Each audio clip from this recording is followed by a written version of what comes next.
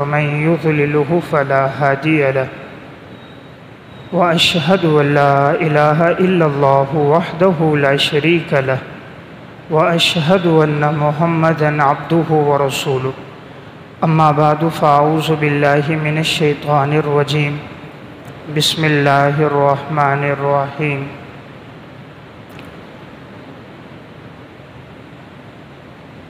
اتل ما اوحي إليك من الكتاب وأقم الصلاة إن الصلاة تنهى عن الفحشاء والمنكر ولذكر الله أكبر والله يعلم ما تصنعون.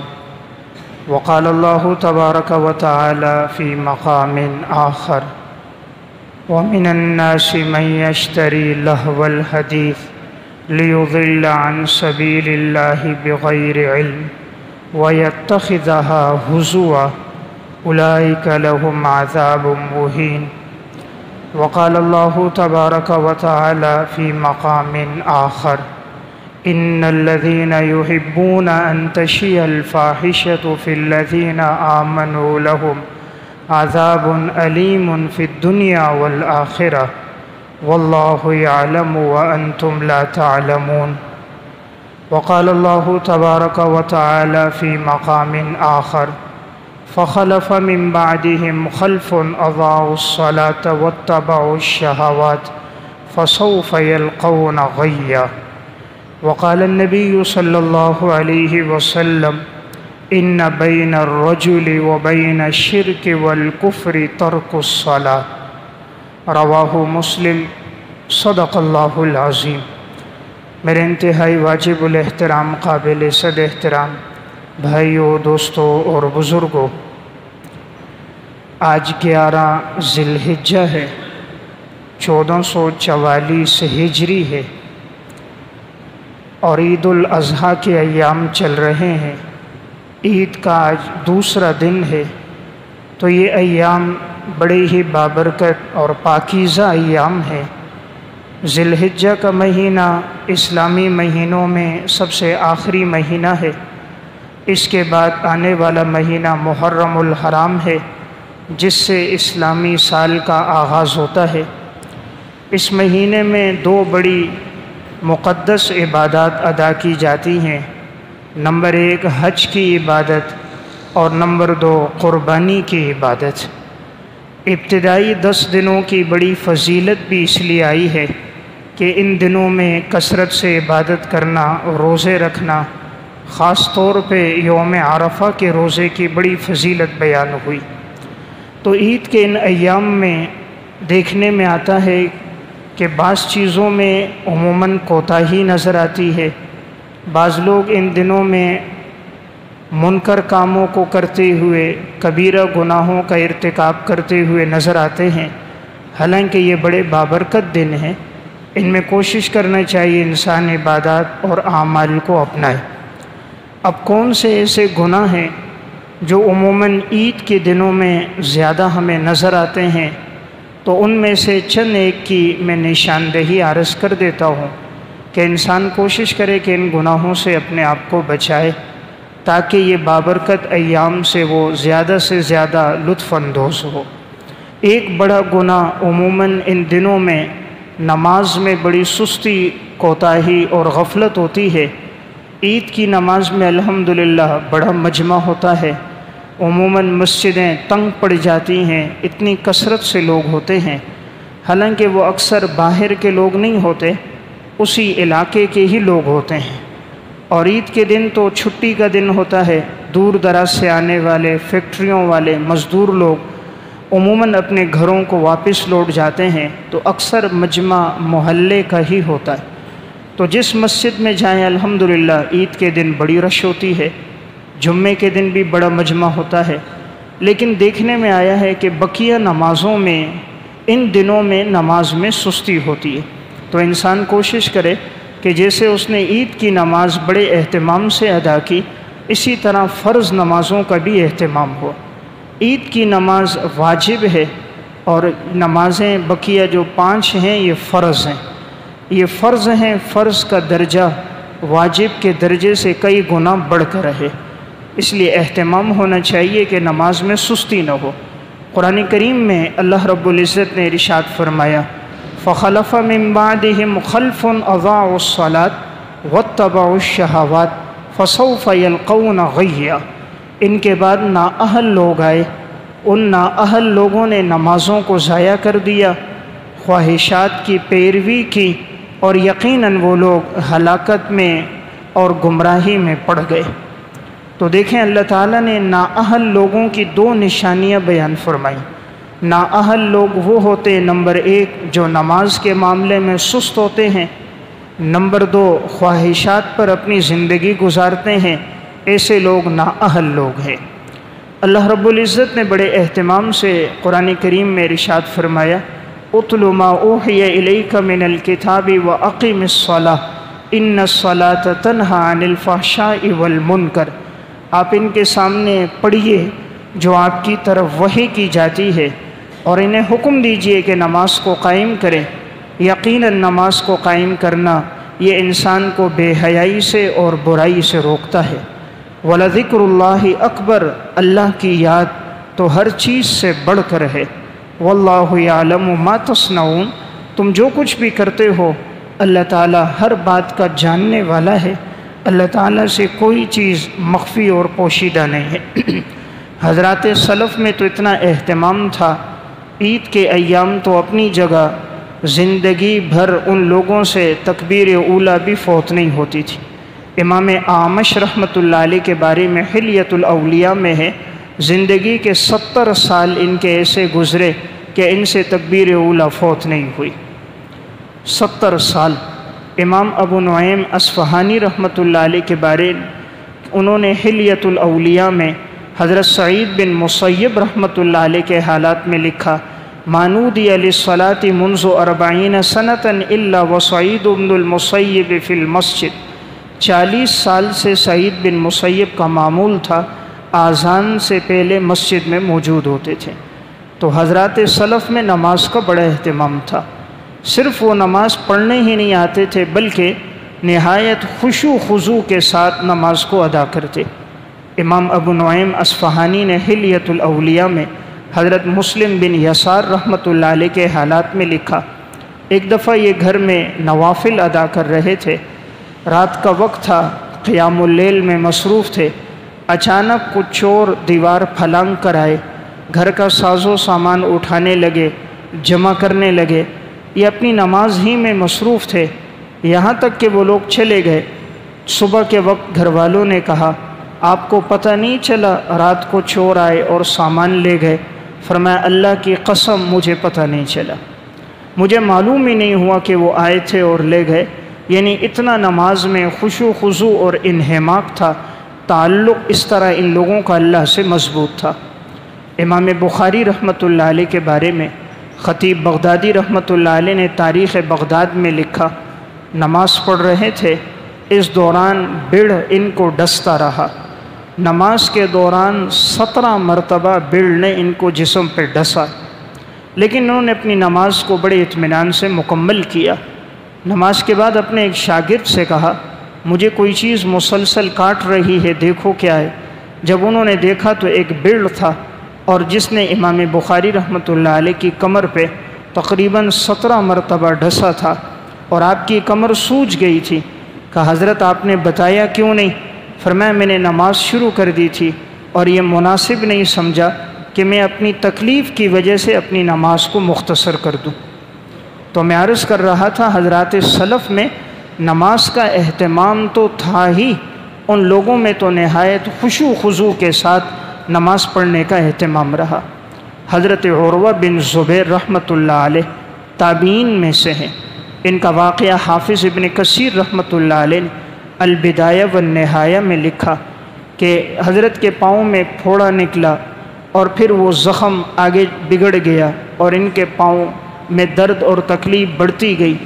اس دور کے طبیبوں نے مشورہ دیا کہ آپ کو پاؤں کاٹنا پڑے گا، تو انہوں نے فرمایا کوئی اور علاج، دوا وغیرہ لی، کوئی افاقہ نہ ہوا۔ فرمایا اگر کاٹنا ہی ہے تو جب میں نفل نماز کی نیت باندھ لوں اس دوران کاٹ لینا، اس لیے کہ مجھے اس دوران احساس نہیں ہوگا وہی ہوا، انہوں نے نفل نماز کی نیت باندھی تھی اور طبیب آئے اور کاٹنے والے نے پاؤں کاٹ دیا، ان کو نماز میں احساس ہی نہیں ہوا۔ نماز ختم ہوئی، پوچھا گیا حضرت آپ کو پتہ چلا؟ فرمایا نہیں پتہ چلا۔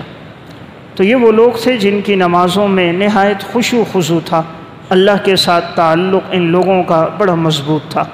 تو میں نے پہلی بات عرض کی، عموماً دیکھنے میں آتا ہے عید کے ایام میں، ان چھٹیوں کے ایام میں نماز میں سستی ہوتی ہے، تو کوشش کرنی چاہیے کہ انسان نماز کا خوب اہتمام رکھے اور صف اول میں نماز ادا کرے۔ حضرات سلف میں ایسے لوگ گزرے ہیں کہ جن کی زندگی میں نماز کا اتنا اہتمام تھا، اتنی فکر تھی کہ وہ لوگ اپنی بیماری کا بھی علاج نہیں کراتے تھے، کہیں ایسا نہ ہو مجھ سے سجدہ نہ چھوٹ جائے۔ حضرت عبداللہ بن عباس رضی اللہ تعالیٰ عنہ کا واقعہ المستدرک علی الصحیحین میں اور علامہ ہیثمی نے مجمع الزوائد میں نقل کیا۔ عبداللہ ابن عباس رضی اللہ تعالیٰ عنہ کی آنکھوں میں بڑی تکلیف تھی اور وہ تکلیف بڑھتی گئی اور مسلسل ان کی آنکھوں سے پانی بہتا تھا، آنکھیں خراب ہو گئیں۔ تو جب اس دور کے طبیبوں کے پاس گئے، انہوں نے کہا اس کا ہم علاج کریں گے، لیکن 7 دن تک آپ نے سجدہ نہیں کرنا ہے اور آپ نے وضو نہیں کرنا ہے کہ آنکھوں میں پانی نہیں لگے، تیمم کرنا ہے، اور آپ نے زمین پہ سجدہ نہیں کرنا، آپ اشارے سے نماز پڑھیں گے۔ حضرت عبداللہ ابن عباس نے فرمایا کتنے دن؟ کہا جی 7 دن۔ فرمایا ایسا نہیں ہو سکتا۔ انہوں نے پوچھا حضرت یہ کیوں؟ فرمایا کہ میں نے رسول اللہ صلی اللہ علیہ وسلم سے سنا ہے من ترک الصلاۃ لقی اللہ وہو علیہ غضبان، جب کوئی انسان نماز چھوڑ دیتا ہے وہ اللہ سے اس حال میں ملے گا کہ اللہ تعالیٰ اس پر نہایت غصے کی حالت میں ہوں گے۔ میں نہیں چاہتا اللہ تعالیٰ مجھ سے ناراض ہو، غصے کی حالت میں ہو۔ تو انہوں نے کہا میں سجدہ نہیں چھوڑ سکتا، سجدہ ترک نہیں کیا، نماز کا اسی طرح اہتمام رہا، آنکھوں کی بینائی چلی گئی، نابینا ہو گئے، لیکن سجدہ ترک نہیں کیا، اور پھر اسی حال میں ان کا انتقال ہوا ہے، لیکن نماز کا اتنا اہتمام رہا۔ تو میں عرض کر رہا تھا یہ لوگ کہ حالانکہ شریعت نے اجازت دی ہے، انسان علاج کروا سکتا ہے، انسان تیمم کر سکتا ہے، انسان سجدہ چھوڑ کر بیٹھ کر نماز پڑھ سکتا ہے، لیکن ان کا اتنا اہتمام رہا کہ ان لوگوں نے محض اس کی خاطر کہ سجدہ مجھ سے کہیں چھوٹ نہ جائے تو اتنا انہوں نے اہتمام کیا۔ تو میں عرض کر رہا تھا ان دنوں میں خاص طور پر اہتمام رکھا جائے کہ انسان سے کوئی نماز نہ چھوٹے۔ نمبر 2، عید کے ایام میں عموماً دیکھنے میں آتا ہے کہ موسیقی بہت زیادہ ہوتی ہے۔ عید الفطر کے دنوں میں بھی دیکھنے میں آیا کہ عموماً نوجوان کہیں سیر و تفریح میں جاتے ہوئے نظر آتے ہیں، کہیں باہر گھومنے کے لیے جاتے ہیں تو گاڑیوں میں ٹیپ لگا ہوا ہوتا ہے، موٹر سائیکلوں پہ ٹیپ ہوتا ہے، بہت تیز آواز میں ہوتا ہے۔ بعض نادان تو گاڑیاں راستے میں روک کر سڑک پر ناچتے ہوئے نظر آتے ہیں۔ یہ اللہ کے عذاب کو دعوت دینے والی بات ہے۔ قرآن کریم میں اللہ رب العزت نے ارشاد فرمایا وَمِنَ النَّاسِ مَن يَشْتَرِي لَهْوَ الْحَدِيثِ لِيُضِلَّ عَن سَبِيلِ اللَّهِ بِغَيْرِ عِلْمٍ، لوگوں میں سے بعض لوگ ایسے ہیں کہ جو ایسی چیزیں خریدتے ہیں جو لہو الحدیث ہے، یعنی لایانی چیزیں خریدتے ہیں تاکہ اس کے ذریعے سے وہ لوگوں کو گمراہ کر دیں۔ ایسے لوگ، ان کے لیے اللہ نے دردناک عذاب تیار کیا۔ اس آیت کے تحت مفسرین نے لکھا ہے کہ مکہ میں ایک شخص تھا جس کا نام تھا نضر بن حارث۔ نضر بن حارث یہ وہ تھا جس نے باندی خریدی ہوئی تھی، اور وہ باندی آ کر لوگوں کے سامنے گانا گاتی تھی اور وہ ناچتی تھی۔ تو یہ لوگوں سے کہتا تھا کہ تمہیں معاذ اللہ محمد صلی اللہ علیہ وسلم قوم عاد اور سمود کے قصے سناتے ہیں، اور میں تمہارے سامنے تمہیں وہ رستم کے واقعات میں تمہیں سنا رہا ہوں۔ تو پھر یہ لوگ اس کے پاس جمع ہوتے اور یہ باندی ناچتی اور لوگ اس کو دیکھتے رہتے۔ تو قرآن نے اس موقع پر یہ آیت نازل ہوئی کہ لوگوں میں سے بعض بدبخت ایسے ہیں جو اس طرح کی لہو الحدیث اور لایانی باتوں کو خرید لیتے ہیں جس کی وجہ سے لوگوں کو تکلیف ہوتی ہے۔ تو میں عرض کر رہا تھا دوسری چیز، ان دنوں میں انسان موسیقی کے گناہ سے اپنے آپ کو بچائے۔ رسول اللہ صلی اللہ علیہ وسلم نے فرمایا بعثت لکسر المزامیر، مجھے اللہ نے اس لیے بھیجا ہے کہ میں ان آلات کو توڑنے کے لیے بھیجا ہے۔ آپ نے فرمایا یہ گانا انسان کے دل میں نفاق کو اس طرح اگا دیتا ہے، الغناء ينبت النفاق کما ينبت الماء الزرع، جس طرح کہ پانی کھیتی کو اگاتا ہے، یہ دل میں اس طرح منافقت کو اگا دیتا ہے۔ آپ صلی اللہ علیہ وسلم کے صحابی ہیں عبداللہ ابن عمر رضی اللہ تعالیٰ، راستے سے گزر رہے تھے، بانسری کی صرف آواز سنی، انہوں نے اپنے کانوں میں انگلیاں دی، اپنے اوپر انہوں نے ایک چادر ڈالی اور بڑی تیزی سے جانے لگے، اور جب آگے پہنچے شاگرد سے پوچھا اب آواز آ رہی ہے؟ انہوں نے کہا نہیں اب آواز نہیں آ رہی، تو انہوں نے اپنی انگلیاں نکال دیں اور فرمایا کہ میں نے سنا ہے کہ جب اس طرح کی کیفیت ہوتی ہے تو فرشتے اللہ رب العزت سے اجازت طلب کرتے ہیں کہ ہم ان لوگوں پر عذاب لے کر آئیں۔ تو اس سے معلوم ہوتا ہے جہاں بانسری کی آواز پر اللہ کا عذاب آنے لگتا ہے، جہاں موسیقی فحاشی عام ہو جائے پھر وہ کتنا بڑھ جاتا ہے۔ اس لیے آپ صلی اللہ علیہ وسلم نے جو قرب قیامت کی نشانیاں بیان فرمائی 15، ان نشانیوں میں ایک نشانی آپ صلی اللہ علیہ وسلم نے یہ بیان فرمائی کہ قرب قیامت میں ظہرت القینات والمعازف، گانے بجانے والی عورتیں اور گانے بجانے کے آلات عام ہو جائیں گے، گانے بجانے والی عورتیں عام ہو جائیں گی اور گانے بجانے کے آلات عام ہو جائیں گے، اور آپ نے فرمایا وشربت الخمور، شراب پی جانے لگے گی، لعن آخر هذه الامة اولها، اور اس امت کے بعد کے لوگ پہلے والے لوگوں پر لعن طعن کرنا شروع کر دیں گے۔ اس سے اندازہ کیا جا سکتا ہے کہ آج یہ علامتیں بھی دیکھنے میں آتی ہے کہ عید کے ان ایام میں شراب نوشی بھی بڑھتی جاتی ہے۔ گزشتہ 3 سال پہلے اخبار میں آیا کہ کچی شراب پی کر 42 آدمی مر گئے ہمارے ہی ملک میں۔ تو اب یہ پینے والے کوئی غیر مسلم نہیں تھے، مسلمان ہی تھے۔ تو مسلمان ہے، شراب پی کے موت آ رہی ہے، انسان اللہ کا کیا سامنا کرے گا؟ ناپاک اور حرام چیز کہ جس کا ایک قطرہ پیٹ میں چلا جائے تو رسول اللہ صلی اللہ علیہ وسلم نے ارشاد فرمایا 40 دن اس کی نماز قبول نہیں ہوتی۔ آج کتنے ہیں جو اس گناہ کی وجہ سے مر رہے ہیں؟ کتنے ہیں جن کی نظریں فحاشی اور یعنی پر ہوتی ہیں، اس دوران ایکسیڈنٹ ہو جاتا ہے۔ عید کے ان دنوں میں، عید الفطر میں آپ نے پڑھا نوجوان گاڑی میں جا رہے تھے، تیز آواز میں ٹیپ ریکارڈ لگا ہوا تھا، اس دوران ایکسیڈنٹ ہوا ہے، ساتھ کے ساتھ موقع پہ مر گئے۔ موسیقی لگی ہے، زبان پہ گانا ہے، کانوں میں گانا ہے، اس دوران دنیا سے جا رہے ہیں۔ کتنے ایکسیڈنٹ ہوتے ہیں، اسکرین لگی ہوئی ہوتی ہے گاڑیوں میں، تیز رفتاری میں گاڑی چل رہی ہے، گانا لگا ہوا ہے، آنکھوں کے سامنے فحاشی کے مناظر ہیں، زبان پر وہی فلمی ڈائلاگ اور گانے ہیں، اور وہ اچانک ایکسیڈنٹ ہوتا ہے، گانا سنتے ہوئے، فلم دیکھتے ہوئے انسان دنیا سے چلا جاتا ہے۔ آج کلمہ پڑھنے کی بھی توفیق نہیں ہو رہی۔ اگر کسی کا آخری وقت میں زبان پہ کلمہ آ جائے تو رسول اللہ صلی اللہ علیہ وسلم نے فرمایا من کان آخر کلامہ لا الہ الا اللہ دخل الجنہ، جس شخص کے آخری وقت میں زبان پر کلمہ ہوگا اللہ اس کو جنت میں داخل کرے گا۔ تو آج کلمہ پڑھنے کی توفیق نہیں ہے۔ ایک بات یاد رکھی جائے، انسان جیسی زندگی گزارتا ہے اللہ اس کو ویسی موت دیتا ہے۔ زندگی اچھی گزارتا ہے اللہ موت اچھی دیتا ہے، زندگی بری گزرتی ہے اللہ موت اسی طرح دیتا ہے۔ آج سے 5 مہینے قبل واقع پیش آیا، ایک نوجوان تھا دانیال نامی، ٹک ٹاک بنا رہا تھا، تیز رفتاری میں وہ سفر کر رہا ہے، سامنے موبائل رکھا ہوا ہے، گانا لگا ہوا ہے، گانا گا بھی رہا ہے، سن بھی رہا ہے، اور اپنی جو اس کے بڑھتے ہوئے سفر ہے اس کو وہ ریکارڈ بھی کر رہا ہے۔ اس دوران ایکسیڈنٹ ہوا ہے اور اس کی پھر زبان سے ایسی آوازیں نکل رہی ہیں اور وہ اتنی تکلیف میں ہے، اتنی شدت میں ہے، جسم سارا اس کا کٹ چکا ہے۔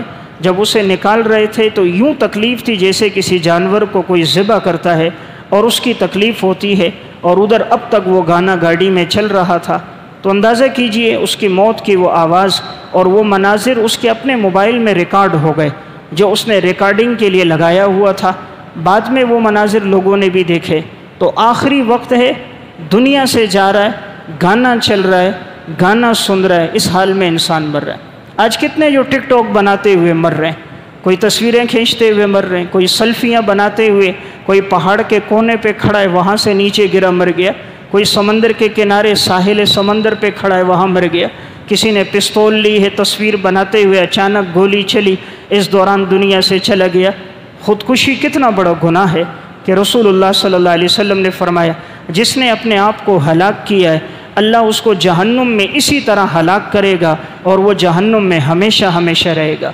صحیح مسلم کی روایت ہے، فرمایا جس نے زہر پی کر اپنے آپ کو ہلاک کیا وہ جہنم میں اسی طرح زہر پیتا رہے گا۔ جس نے پہاڑ سے گرا کر اپنے آپ کو ہلاک کیا، جس نے کوئی تیز دھار آلہ اپنے پیٹ میں مارا وہ اسی طرح گناہ میں مبتلا ہوگا۔ تو اللہ تعالیٰ کسی انسان پہ ظلم نہیں کرتا، وہ عادل بادشاہ ہے۔ ان اللہ لا یظلم الناس شیئا ولکن الناس انفسهم یظلمون۔ لیکن جب انسان حد سے آگے بڑھ جاتا ہے تو پھر رب العالمین کا قانون بھی حرکت میں آتا ہے۔ اللہ تعالیٰ مہلت دیتا ہے، ستار ذات ہے، پردہ ڈالتا رہتا ہے انسان پر، لیکن جب انسان کا گناہ حد سے بڑھ جائے رب العالمین آخرت سے پہلے پھر دنیا میں سزا دیتا ہے۔ قرآن کریم سورہ نور میں اللہ تعالیٰ فرماتے ہیں ان الذین یحبون ان تشیع الفاحشۃ فی الذین آمنوا لہم عذاب علیم فی الدنیا والآخرہ۔ یقیناً جو لوگ دنیا میں بے حیائی پھیلاتے ہیں ہم ان لوگوں کو دنیا میں بھی عبرتناک عذاب دیں گے، آخرت میں بھی عبرتناک عذاب دیں گے۔ یعنی اللہ کا وعدہ ہے کہ جو فحاشی پھیلائے گا، بے حیائی پھیلائے گا، فرمایا ہم دنیا میں بھی عذاب دیں گے، آخرت میں۔ اس لیے آپ تاریخ پڑھ لو، آپ کو کوئی ایسا آدمی نہیں ملے گا جس نے فحاشی میں زندگی گزاری، رقص و سرور کی محفلیں اٹینڈ کرتا رہا، بے حیائی میں لگا، گانا گاتے ہوئے ناچتے ہوئے وقت گزار دیا اور پھر اس کی موت عزت سے آئی ہو، ایسا آپ کو ایک نہیں ملے۔ کوئی ایک اداکار دیکھ لو، ان اداکاروں کا حال نہ دیکھو، مستقبل دیکھو۔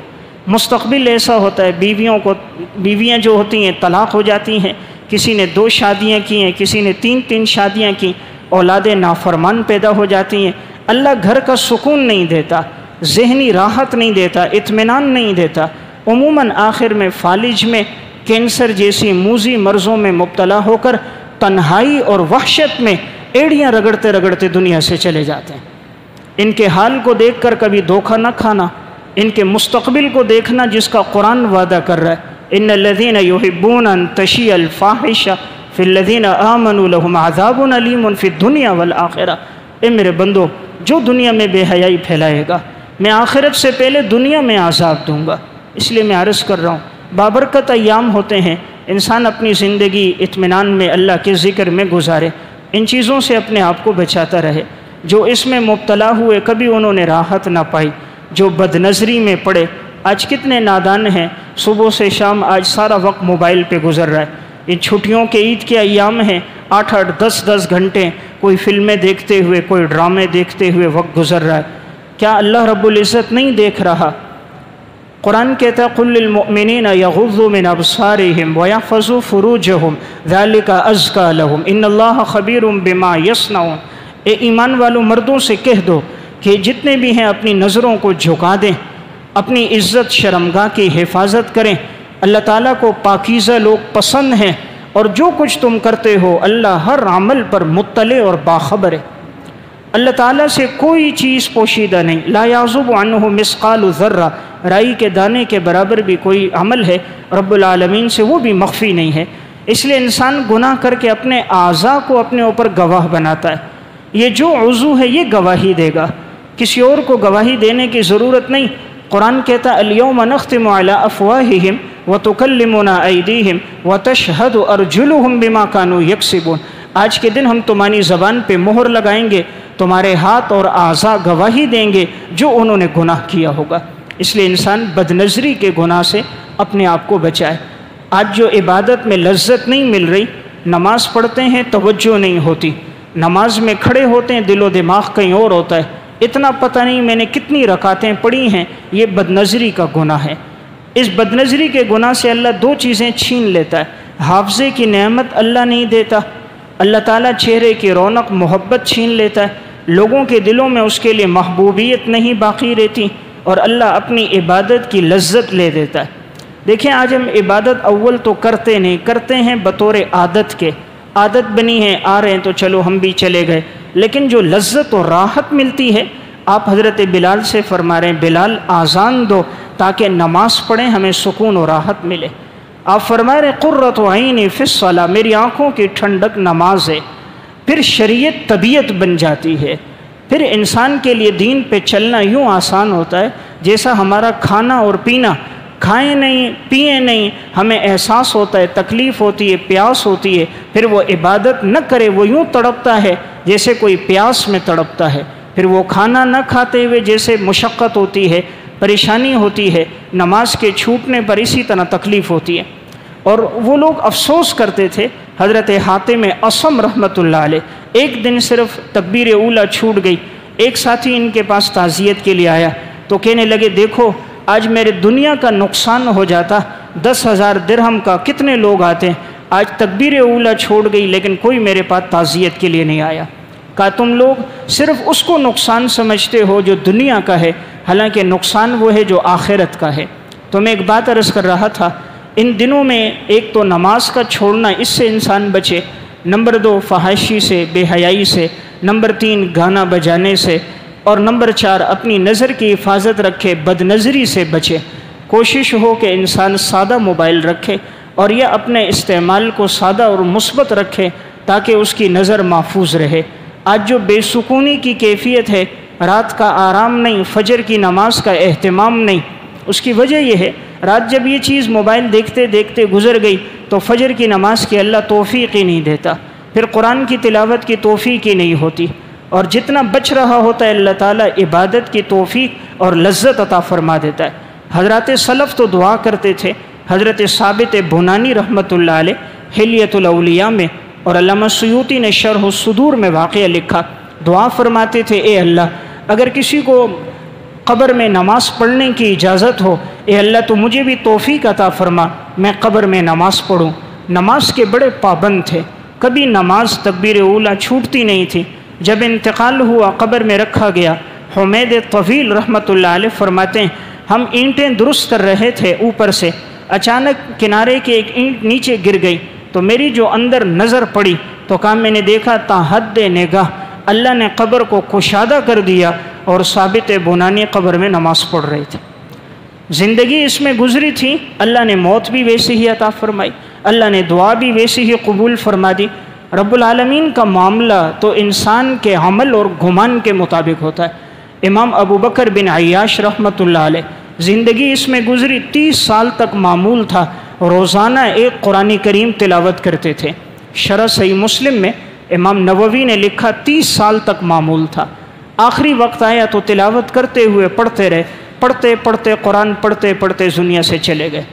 زندگی قرآن میں گزری ہے، موت کے وقت بھی زبان پہ قرآن جاری تھا۔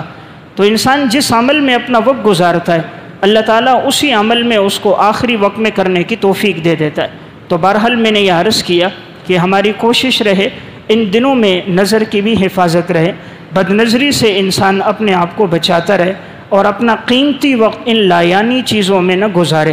اللہ نے وقت بہت بڑی نعمت دی ہے، اس کی قدر کرنی چاہیے۔ صحت اللہ نے بہت بڑی نعمت دی ہے، انسان کو شکر ادا کرنا چاہیے۔ ناشکری سے اللہ تعالیٰ نعمت لے لیتا ہے۔ آنکھوں کا شکر کیا ہے؟ اس کو جھکا دینا۔ کانوں کا شکر کیا ہے؟ اس کو اللہ کی نافرمانی سے بچانا۔ زبان کا شکر کیا ہے؟ اللہ کے ذکر سے اس کو تر رکھنا۔ ناشکری بہت بڑا ایک گناہ ہے۔ رب العالمین جب دیکھتا ہے انسان کی زندگی میں گناہ بڑھتا جاتا ہے تو بسا اوقات اس کی سزا فوراً سامنے آ جاتی ہے، اور اس گناہ کا تدارک یا اللہ وہ چیز انسان سے چھین لیتا ہے یا اللہ وہ نعمت انسان سے وہ لے لیتا ہے۔ تو میں عرض کر رہا تھا نعمت کی قدردانی یہی ہے، جس کا اللہ نے حکم دیا ہے اسی پر انسان اپنی زندگی کو صرف کرے۔ ان ایام میں اس کی بھی کوشش رہے، اللہ رب العزت نے نوازا ہو، وسعت دی ہو، انسان اپنے عزیز و اقارب میں، رشتہ داروں میں کوئی اگر مستحق ہو، عید کے ان ایام میں خصوصاً ایثار اور ہمدردی پر بھی عمل کرنا چاہیے، انہیں بھی اپنے ساتھ ان خوشیوں میں شریک کرنا چاہیے۔ حضرات سلف میں اس کا بھی بڑا اہتمام تھا۔ ایک واقعہ علامہ مرتضیٰ حسن زبیدی رحمۃ اللہ علیہ نے اتحاف السادۃ المتقین میں نقل فرمایا۔ ابو الحسن انطاکی رحمۃ اللہ علیہ کہتے ہمارے گھر میں اچانک مہمان آ گئے، 30 سے زائد مہمان تھے، تو رات کا وقت تھا، اب کھانا ان کے لیے تیار کرنا اس میں تھوڑا وقت لگ رہا تھا، اور بالکل کھانے وہ جب آئے تو ہمارا دسترخوان بچھا ہوا تھا، میں نے ان سب کو اپنے ساتھ بٹھا دیا، اور اب کہتے ہیں دیا بجھا ہوا تھا، ہم نے روٹیوں کے ٹکڑے کر دیے، سب کے سامنے رکھے تاکہ وہ کھاتے رہیں۔ تو مہمانوں کو بھی اس بات پر آگاہی ہو گئی کہ کھانا کم ہے۔ ابو الحسن انطاکی کے ہاں ہم لوگ کثرت سے آ گئے، بغیر بتائے اتنے زیادہ لوگ آ گئے۔ اب یہ سارے ویسے ہی ہاتھ چلاتے رہے، منہ چلاتے رہے۔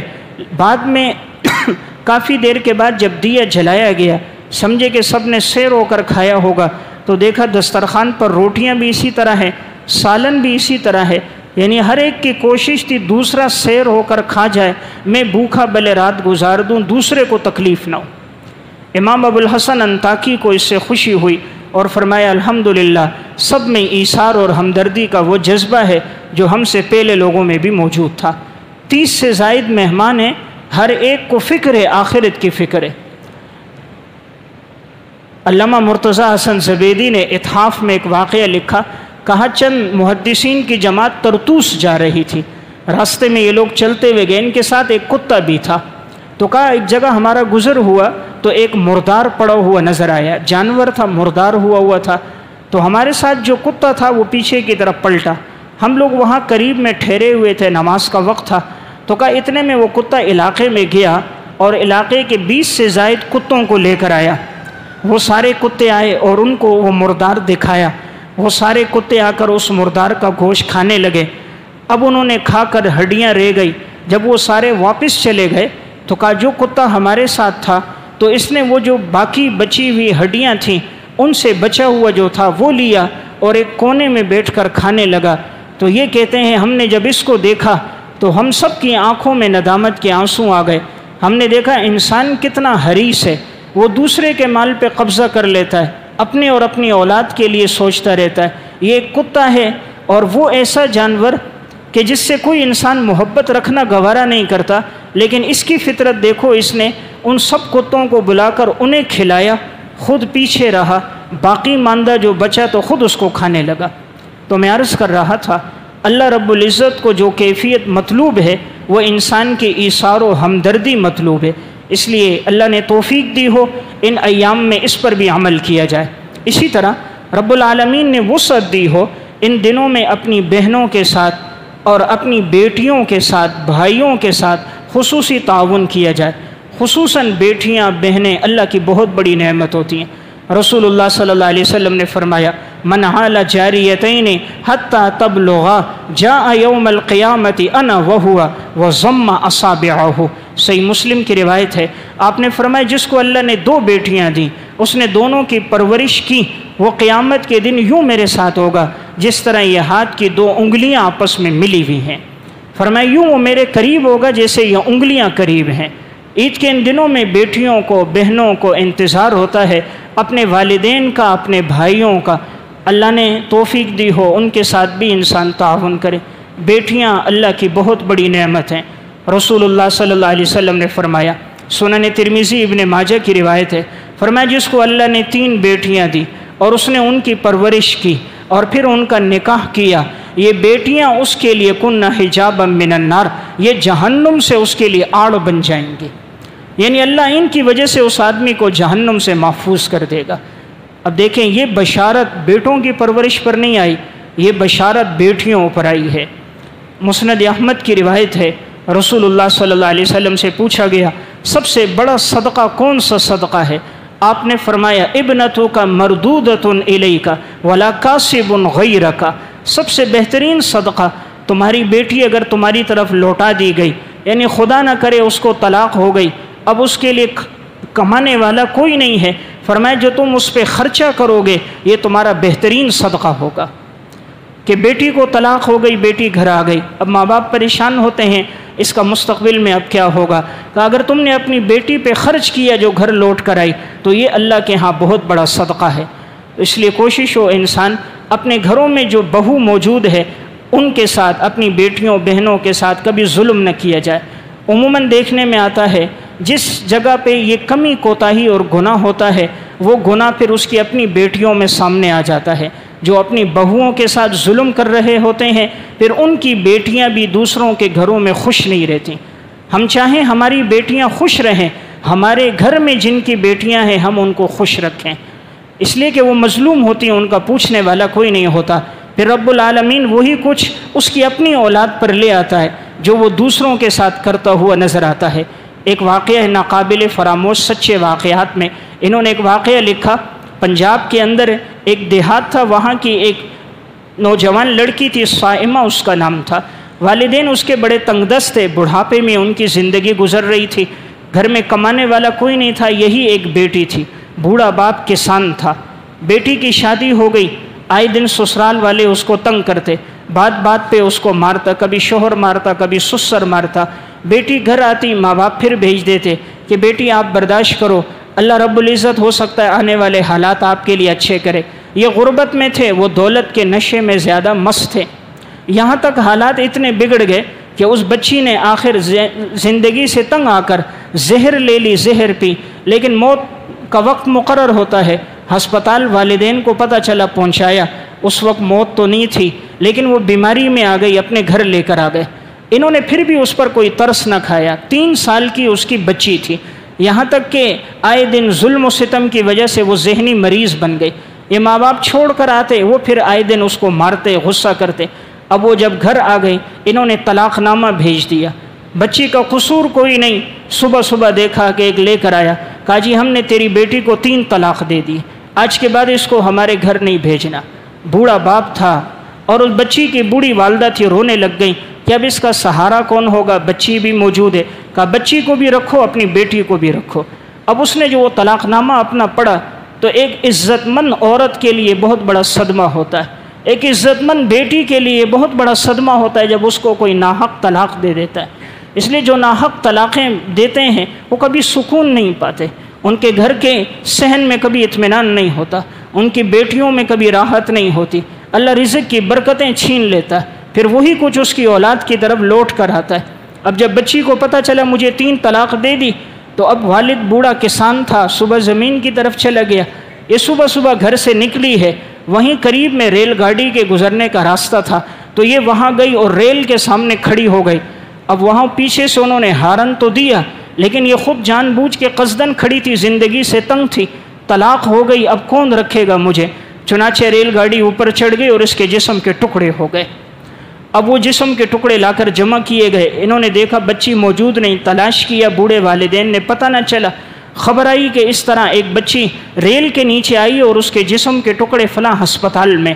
تو یہ بوڑھے ماں باپ وہاں پہنچے اور انہوں نے اپنے ساتھ اپنی اس نواسی کو بھی اٹھایا ہوا ہے۔ جب گئے تو دیکھا ان کی اپنی بیٹی ہی تھی جس کے جسم کے وہاں ٹکڑے تھے، تو یہ بوڑھا باپ اور اس کی گھر والی وہاں رونے لگ گئی، اس کا قصور کوئی نہیں تھا لیکن ان لوگوں نے ناحق اس کو طلاق دی اور ظلم کیا۔ جس کا دنیا میں بدلہ لینے والا کوئی نہ ہو اس کا اللہ بدلہ لیتا ہے، جس کا دنیا میں پوچھنے والا کوئی نہ ہو خالق کائنات پوچھتا ہے۔ پھر اللہ نے بدلہ بھی کیسا لیا؟ 3 دن گزرے تھے، یہی ساس سسر یہ لوگ خوش تھے، ہم نے طلاق دی، اپنے بیٹے کی دوسری جگہ شادی کر رہے ہیں، ماڈرن لڑکی کے ساتھ نکاح طے ہو گیا۔ تیسرے دن انہوں نے بس بک کروائی، آگے بڑی گاڑی بک کروائی، ساس سسر بھی بیٹھے ہیں اور انہوں نے اپنے شوہر کو بٹھایا ہوا ہے اور اب یہ بارات کے لیے گئے ہیں۔ ایک کھائی اوپر سے گزر رہے تھے، وہاں اوپر پل سے گاڑی نیچے گری، نیچے آئے، ساس بھی وہیں، سسر بھی، شوہر بھی، ایک ہی گھر کے 5 جنازے ایک دن میں اٹھ گئے۔ 5 جنازے ایک دن میں، وہی سسر جو ظلم کرنے والا، وہی ساس جو ظلم کرنے والی، وہی شوہر جو ظلم کرنے والا، وہی گھر کہ جس میں بارات کے لیے لوگ لینے گئے تھے، طبلے بج رہے تھے، موسیقی چل رہی تھی، رقص و سرور کی محفلیں تھیں۔ جب یہ جنازے لوٹ کر آئے 11 آدمی مر چکے تھے جن میں 5 آدمی اس گھر کے تھے۔ اس لیے میں نے ایک بات عرض کی ہے، انسان ظلم نہ کرے۔ یہ بیٹیاں بہنیں اللہ کی بہت بڑی نعمت ہیں، اللہ نے دی ہیں، ان کے ساتھ اچھا سلوک کیا جائے، ان کے ساتھ حسن سلوک سے عید کے دنوں میں انسان پیش آئے۔ بعض نادان ہیں وہ بچی کے گھر نہیں جاتے اور اس کو سمجھتے ہیں گناہ ہے، ایسی بات نہیں۔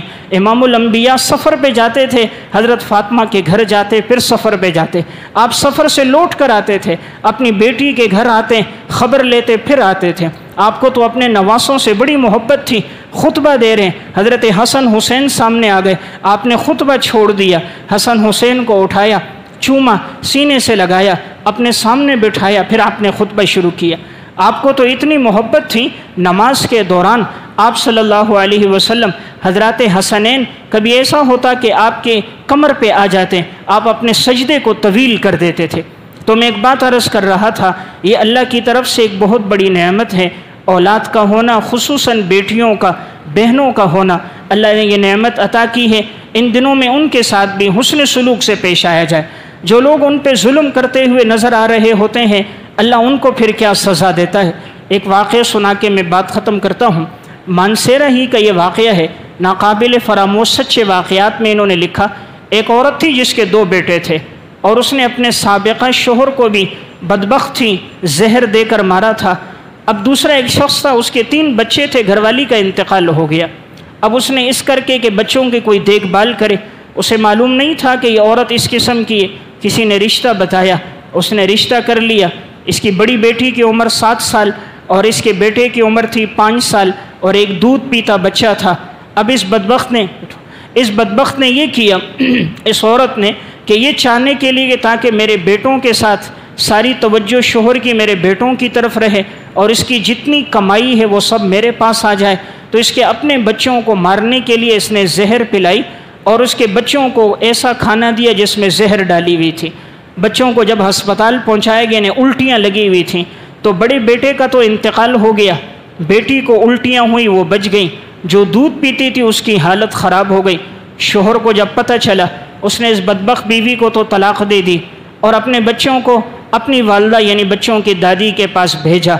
اللہ نے اب اس عورت کو سزا یہ دی کہ جس نے دوسروں کے ساتھ یہ کیا تھا، اللہ کی طرف سے جب اس کے یہ دونوں بچے جس کے لیے یہ پیسہ جمع کر رہی تھی، جب یہ بڑا بیٹا جوانی میں پہنچا تو اب ایک دفعہ یہ کمانے کے لیے نکلا۔ جیسے یہ واپس آ رہا تھا، گاڑی سے یہ نیچے گرا، اسی گاڑی کے نیچے آ کر وہی موقع پر ہی مر گیا۔ اور یہ عورت جس نے ان بچوں کے ساتھ یہ کیا، اللہ تعالیٰ نے پھر اس کو یہ سزا دی۔ آخری وقت میں اس کا پیٹ سوج جاتا تھا اور اس کی زبان سے یوں آوازیں نکلتی جیسے کہ کوئی گدھے کی آواز ہوتی ہے۔ یہ لوگوں سے کہتی میرے پیٹ کو دباؤ، لوگ اس کے پیٹ پہ چڑھتے اور پیٹ کو دباتے، لیکن وہ اتنا سوج جاتا جیسے پھٹنے کے قریب ہوتا۔ زبان اس کی کتے کی طرح باہر آ گئی، زبان پہ یوں ہی بھونکنا طاری تھا۔ آخر پیٹ پھٹا اور جتنا مواد تھا وہ باہر نکل گیا۔ اس حالت میں اس کی موت آ گئی، چہرے کی رنگت تبدیل ہو گئی، جسم میں تغیر آ گیا۔ یہ اللہ نے اس کی سزا اس کو دے دی۔ تو میں عرض کر رہا تھا، عید کے بابرکت ایام ہیں، ان میں انسان منکرات سے بچے، نیک اعمال کو اپنائے، مستحقین کے ساتھ، ضرورت مندوں کے ساتھ، بہنوں اور بیٹیوں کے ساتھ تعاون رکھے، گھر میں موجود بہوؤں کے ساتھ حسن سلوک کرے۔